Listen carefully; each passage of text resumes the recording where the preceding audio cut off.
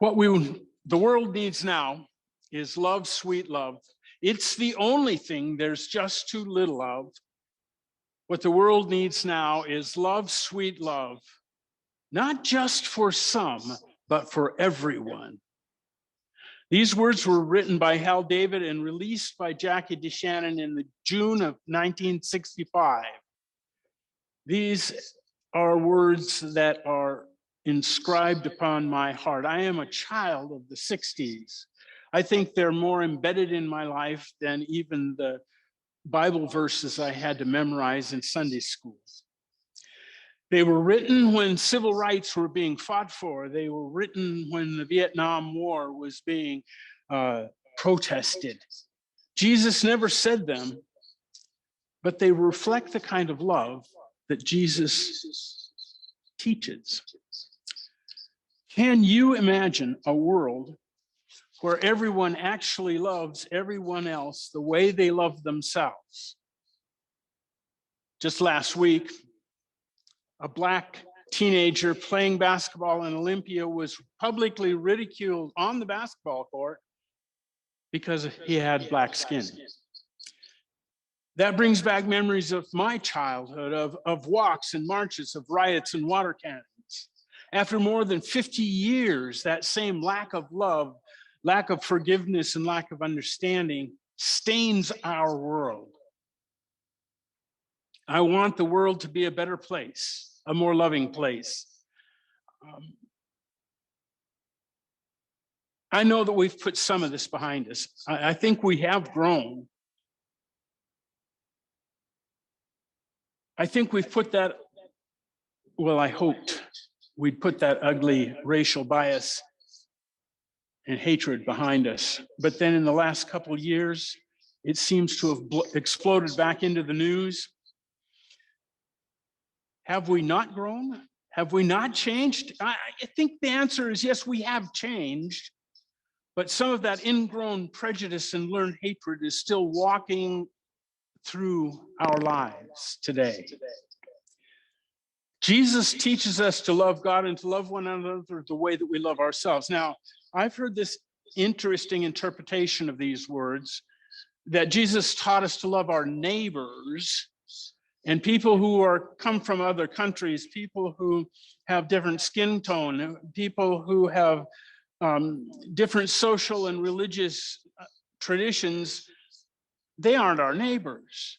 And yet, when we read the stories that Jesus tells, that Jesus is a part of, Jesus crosses all of those boundaries, and he loves everyone.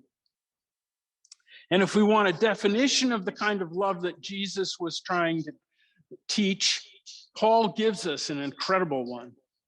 These words were probably written 2 or 3 decades, probably not that long, but they were written before the Gospel of Mark, and Mark is traditionally understood to be the very first one that was written down. So these are the very early understandings of Christianity.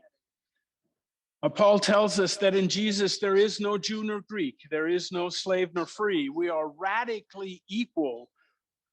And in the 13th chapter of 1 Corinthians, we're called to love beyond the bounds of common sense. Paul tells us that if a person does all the good things in the world, speaks eloquently, and does everything else correctly, but does not have love, that person is worthless. And this love is not just for those who look like us, not just for those who dress like us, not just for those who are in the same political party or from the same country or have the same sexual orientation. This radical love is for everyone, and all of us are radically equal. Excuse me. Verses 4, 5, and 6 are incredibly powerful. Love is patient, it's kind, has no envy, it does not boast.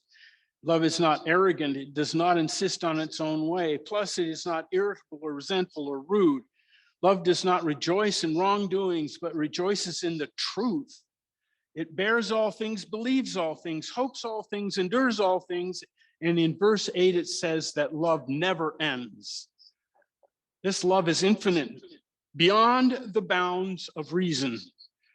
Of course, we are finite and fallible humans, and we may see that this perfect love is an impossible thing to achieve. But Jesus and Paul offer this as a goal that we're called to strive toward. Paul is calling us to another level of being. We're being called to love in a new and more perfect way.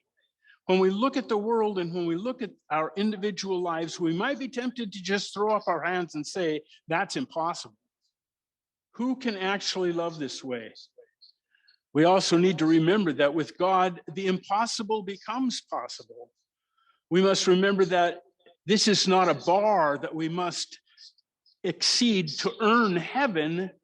This is a goal to strive toward in our journey of faith. We must take this one simple step at a time. That's the way every journey progresses. Let me tell you a story. I always do, don't I? Yeah. A long time ago, back when I was more foolish than I am now, a bunch of high school boys foolishly attempted to hike into the Enchanted Valley in the Olympic Peninsula in early April during spring break. Now, the trail starts about 1.5 miles above Lake Quinault Campground, and it winds for a little over 10 miles up a slight grade along the Quinault River into the Enchanted Valley, and it ends at, it used to, I don't know if it still does, at an old hunting chalet in the Enchanted Valley just below Anderson Pass in the Olympics. Now, we would make this hike in August a year or two later. We saw the valley, and it's amazing. It's beautiful, and it's a fairly easy hike, but not in early April. You see, the trail hadn't opened yet, but we went anyway. And as we began to hike, there was snow on the ground, but not on the trail itself, so it must be okay. After a couple of miles, we kind of lost the trail. There were some markers on some trees, so we kept going. And after a little while later, the snow began to fall. Excuse me. And as we looked back, we noticed that our footprints were disappearing. After a while, we realized that we were lost and that we needed to take stock. We kept pushing upstream on the river. Finally, as dark began to fall, we said we better quit for today. We're not going to make it to the chalet, so we camped under a big tree. It was uncomfortable. It was a snow hole with our feet against the trunk, our sleeping bags up the hill of snow. We couldn't make a fire because all of the wood was wet, and that meant we couldn't eat anything because we bought that really expensive, delicious, freeze-dried hiking food. The next morning, with everything, including ourselves, covered with a fairly thick layer of new snow, we made our way back to the river's edge. We knew that the trail kind of followed the river, but there were times when it was nearly 1/2 mile north of the river, so we really didn't know where the trail was. But one thing we did remember was that the river flowed down into Lake Quinault, and that's where the car was parked. So we decided to hike down along the river, headed for the park, one step at a time. And it was difficult. It was wet. It wasn't snowing anymore, but we were soaked through to the skin, and it's hard work walking through wet, deep snow. And by late afternoon, even as the sun started to disappear, we started to see signs of the old trail, the trail we were supposed to be hiking on. Keeping on, we finally found the trail, and it was completely dark by the time we arrived at the parking area at the trailhead. So through the dark, we walked back down to the Quinault River campground, or the Lake Quinault campground. We made that a hike by putting one foot in front of the other, almost hopelessly walking our way out of that wilderness one step at a time. What the world needs now is love, sweet love. That's the only thing there's just too little of. What the world needs now is love, sweet love, not just for some, but for everyone. We are urged to love beyond the bounds of reason and encouraged to love without thought of anyone's nationality, social status, or anything else. To love even when common sense tells us not to. When we look at our world and consider our lives, we often see a wilderness that has very little love in it. What are the simple steps we can take to begin to love the way that Jesus taught us to love? Let's start with our personal lives. Think of someone that you just don't get along with. What person makes you the most angry? What person has wronged you beyond reason? How can you go about forgiving and loving that person? I wish I had an easy answer. It might be a lot less malicious than that, though. Is there someone you need to reach out and love? Is there someone you simply haven't contacted for a long time? A member of your family or a good friend? The step that we're being called to make could be as simple as a telephone call. It could be as simple as a word of forgiveness and love. When we think about communal, and I'm looking more at the community that we live in and not just the church, we might consider giving to beggars. Now, I know we're not supposed to. I know that we're already at work feeding the hungry in many ways. And I know that our politically correct thinking tells us that we should not be funding someone else's unhealthy habits. And we've been taught that those people who are standing there on the side of the street begging for food or money are probably going to spend whatever we give them on booze or drugs. But there might be another way. And I'm going to tell one more story. Several years ago, my son and his spouse moved from Idaho to Western Washington, and Gail and I were called to help. We had driven from Coeur d'Alene, Idaho, and we had just arrived near Puyallup, Washington.